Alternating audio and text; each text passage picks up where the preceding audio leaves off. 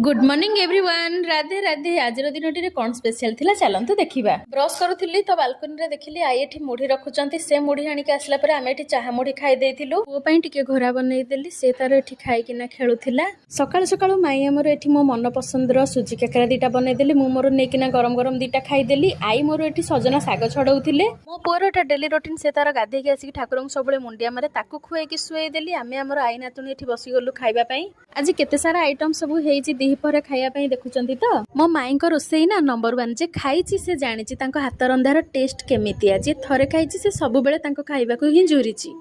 4टा बेले एठी मामू भणजा तांकर खेलुथिले। मोर ना सुजी काकरा बहुत बहुत बहुत पसंद। तो मु मोर आनिकी ना आउ दीटा खाई देइथिली।